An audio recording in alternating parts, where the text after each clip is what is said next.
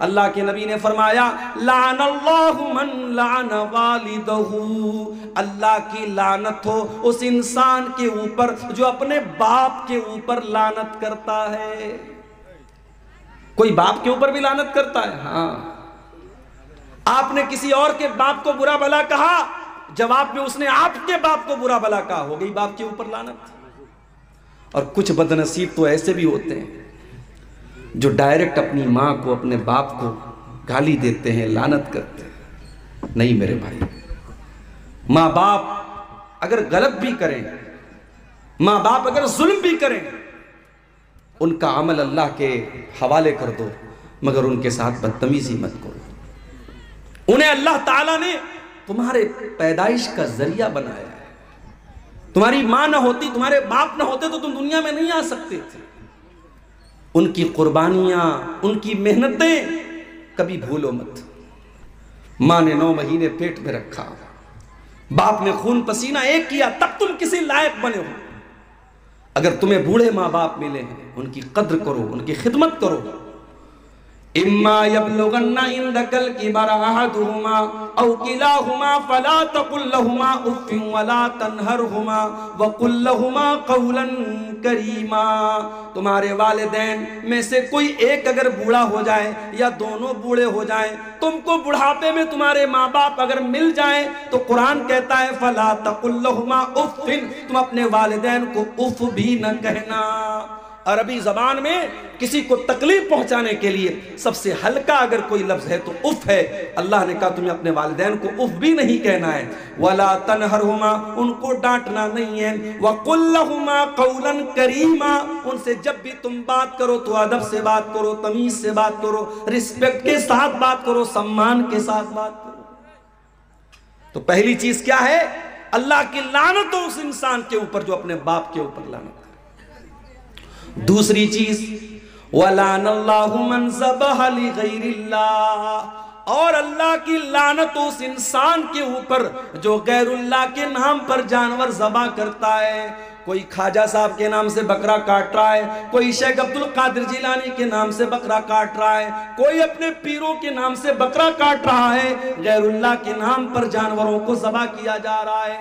نہیں نہیں میرے بھائی، جیسے سجدہ اللہ کے سوا کسی اور کو جائز نہیں، جیسے دعا اللہ تعالیٰ کے علاوہ کسی اور کے آگے جائز نہیں، اسی طریقے سے قربانی بھی اور جانور کو ذبح کرنا بھی اللہ کے علاوہ کسی اور کے لیے جائز نہیں ہے۔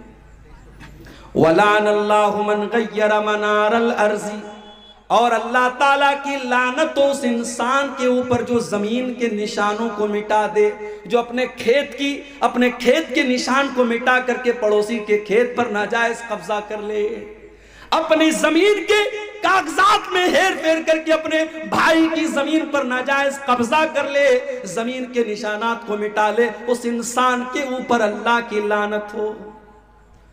اچھا مجھے ایک بات سمجھ میں نہیں آتی، کسی کی زمین ہڑپ کر آپ کیا لے کے جائیں گے میرے بھائی؟ مان لو آپ نے کسی کی زمین ناجائز طریقے سے ہڑپ لی، آپ کو تو جانا ہے 2 گز زمین میں نا، اس سے زیادہ تو نہیں ملے گی آپ کو۔ اب وہ زمین آپ کی اولاد، آپ کے بچے فائدہ اٹھائیں گے، آپ خود بھی گنہگار ہوئے، آپ کے بچے بھی گنہگار ہوں گے، اور آپ کو ملنے والی بھی چیز نہیں ہے، آپ تو قبر ہی میں جائیں گے۔ ایسی زمین جائیداد کے لالچ کا کیا کرنا ہے میرے بھائی؟ اسی لیے اللہ کے نبی فرماتے ہیں میں ایک انسان ہوں، میرے پاس لوگ زمین و جائیداد کا مسئلہ لے کر کے آتے، ہو سکتا ہے کہ کسی کی چکنی چپڑی بات کو سن کر کے میں اس کے حق میں فیصلہ کر دوں۔ اے میرے صحابہ کان کھول کر کے سن لو، اگر میں نے غلط فیصلہ کر دیا اور جو حقدار نہیں تھا اس کو میں نے دوسرے کی زمین دے دی، تو کان کھول کر کے سن لو، فَإِنَّمَا أَقْطَعُ لَهُ قِطْعَةً مِّنَ النَّارِ، میں زمین کا ٹکڑا نہیں دے رہا ہوں، میں جہنم کی آگ کا ٹکڑا دے رہا ہوں۔ اس لیے وہ زمین لینے والا کان کھول کر کے سن لے۔ میرے بھائیوں سب ٹھاٹ پڑا رہ جائے گا جب لاد چلے گا بنجارہ۔ کسی کی زمین جائیداد ناجائز طریقے سے مت ہڑپو۔ آج افسوس کی بات ہے، کچہریوں میں، عدالتوں میں سب سے زیادہ کیس اگر ملے گا مسلمان کا ملے گا.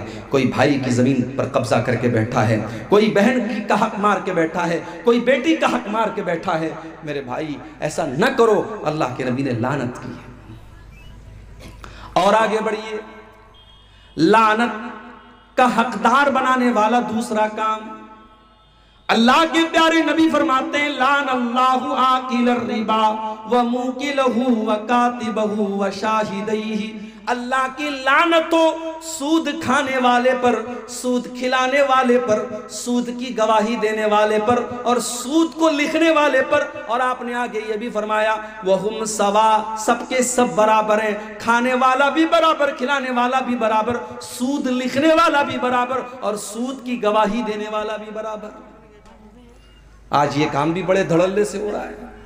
کوئی بندھن لون چل رہا ہے صاحب, عورتوں کو لون دیا جا رہا ہے.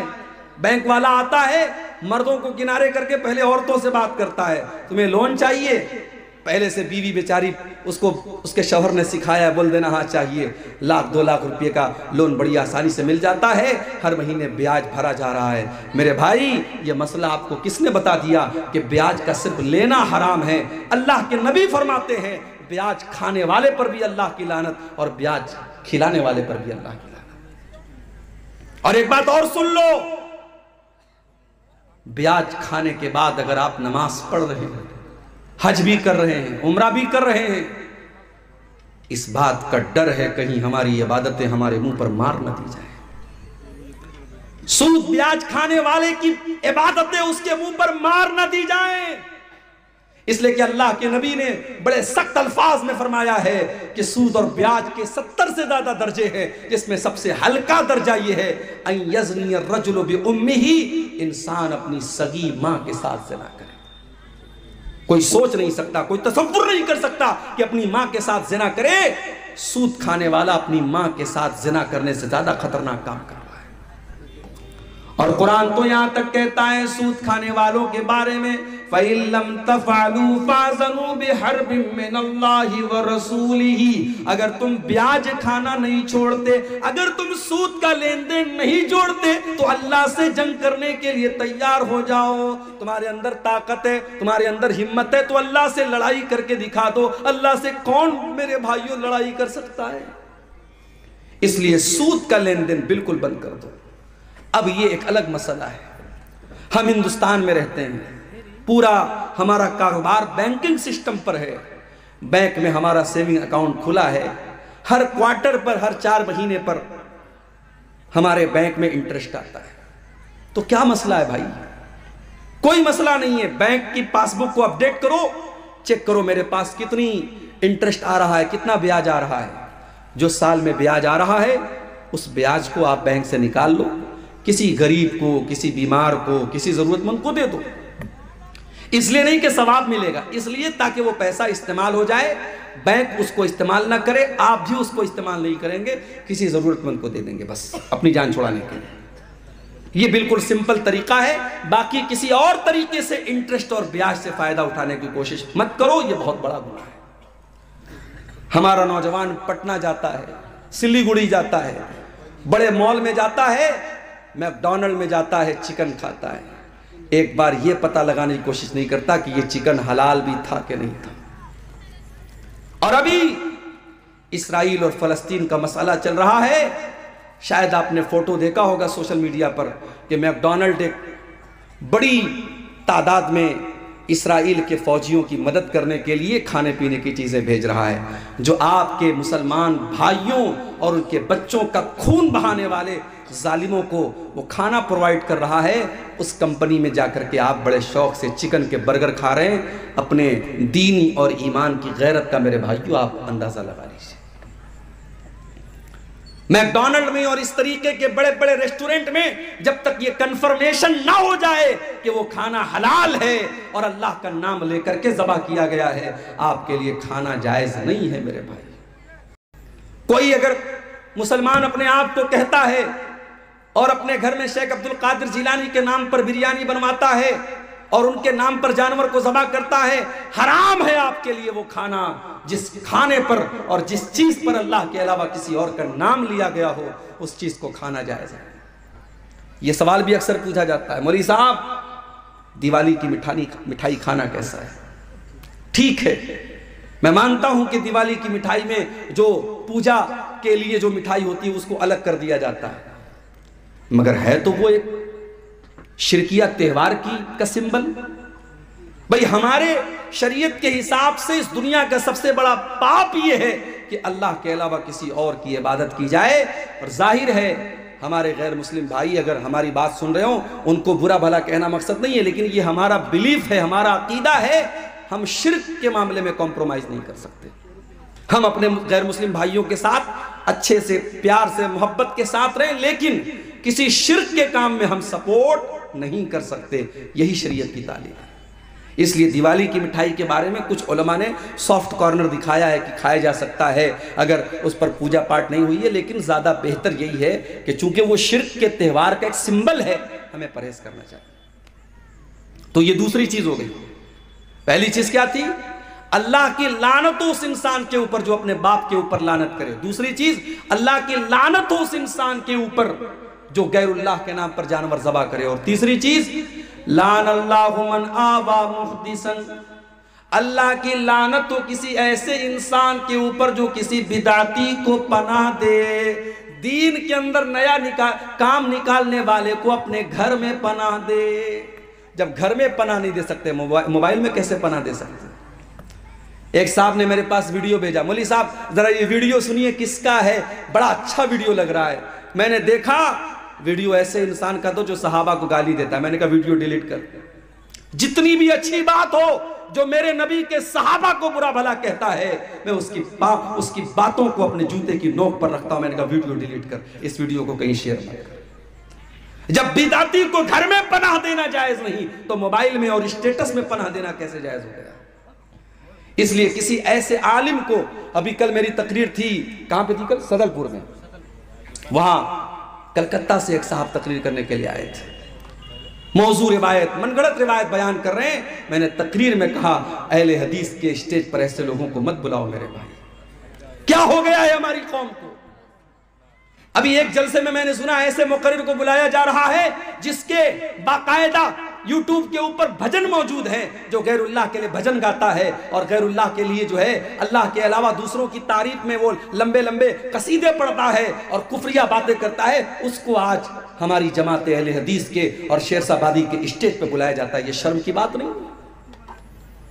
میرے بھائی عقیدہ بھی کوئی چیز ہوتی ہے، ایمان بھی کوئی چیز ہوتی ہے۔ ہمارے اسٹیج کا ایک وقار ہے، ایک سمان ہے، ایک ڈگنیٹی ہے، ایک پہچان ہے، ایک آئیڈینٹی ہے، اس کو برباد مت کرو میرے بھائی۔ جس کی بھی لچھے دار باتیں ہیں اور جس کے کبھی آپ نے نام سن لیا، اس کو بلانے مت لگو، پتہ لگاؤ وہ عالم ہے کہ نہیں، وہ اہل حدیث ہے کہ نہیں، اس کا عقیدہ صحیح ہے کہ نہیں۔ جب بدعتی کو پناہ دینا جائز نہیں ہے تو بدعتی کو اپنے موبائل میں بھی پناہ دینا جائز نہیں ہے۔ آگے بڑھتے ہیں، تیسری چیز لعنت کا حقدار بنانے والی تیسری چیز، حضرت عبداللہ بن مسعود فرماتے ہیں لعن اللہ الواشمات والمستوشمات والمتنمسات والمتفلجات، اللہ کی لعنت ہو ایسی عورتوں کے اوپر جو ٹیٹو بنواتی ہیں، ایسی عورتوں کے اوپر جو ٹیٹو بناتی ہیں اور ایسی عورتوں کے اوپر جو ٹیٹو بنواتی ہیں۔ ٹیٹو بنوانا حرام ہے، مرد بنوائے تب بھی حرام، عورت بنوائے تب بھی حرام۔ آج کل بڑا رواج چلا ہے، شوہر بیوی کے نام کا ٹیٹو بنوا رہا ہے، بیوی شوہر کے نام کا ٹیٹو بنوا رہی ہے۔ حرام ہے ٹیٹو بنوانا۔ اللہ کے نبی نے کہا گدنا گدوانے والے پر اور ٹیٹو بنوانے والے پر اللہ کی لعنت۔ والمتنمسات، اور اپنے آئی برو کے بالوں کو نوچنے والی اور اپنے آئی برو کے بالوں کو چھوٹا کرنے والی عورتوں کے اوپر بھی اللہ کی لعنت ہو۔ ہاں، اگر کسی عورت کا آئی برو نارمل سے زیادہ ہے، جو بال عورت کو نارمل عورتوں سے زیادہ ہے، اس بال کو ریموو کیا جا سکتا ہے۔ جیسے بعض عورتوں کے چہرے پر کچھ داڑھی واڑی کے پاس بال آ جاتے، اس کو وہ ریموو کر سکتی ہے۔ اگر کسی عورت کی آئی برو بہت نارمل عورتوں سے بہت زیادہ ہے، شکل بھدی لگ رہی ہے، اس کو نارمل کیا جا سکتا ہے۔ مگر خوبصورتی کے نام پر، میک اپ کے نام پر اپنی آئی برو کو بالکل اس کو مٹا دینا یا چھوٹا کرنا، یہ جائز نہیں ہے۔ اللہ کے رسول لعنت کر رہے ہیں۔ عبداللہ بن مسعود کہتے ہیں اللہ کی لعنت تو ایسی عورتوں کے اوپر جو آئی برو کے بالوں کو نوچتی ہیں۔ والمتفلجات، اور اللہ کی لعنت ایسی عورتوں کے اوپر جو اپنے بالوں کے بیچ میں گیپنگ کرواتی ہیں۔ اس زمانے میں میک اپ کا ایک طریقہ یہ بھی تھا، بالوں کے دانتوں کے بیچ میں گیپنگ کرواتے تھے، لیکن آج دانتوں کے بیچ میں گیپنگ تو نہیں ہوتی ہے، ہاں کچھ لڑکیوں کے یا عورتوں کے دانت جو ہیں تھوڑے ٹیڑھے ہوتے ہیں، باہر کی طرف نکلے ہوتے ہیں، تو اس کو ڈینٹسٹ کے ذریعے سیدھا کروایا جا سکتا ہے، کیونکہ وہ بھدا لگتا ہے، وہ نارمل نہیں ہے۔ تو جو چیزیں نارمل نہیں ہیں اس کو ٹھیک کیا جا سکتا ہے، لیکن نارمل کو بگاڑ کر کے ایب نارمل کرنا یہ صحیح نہیں ہے۔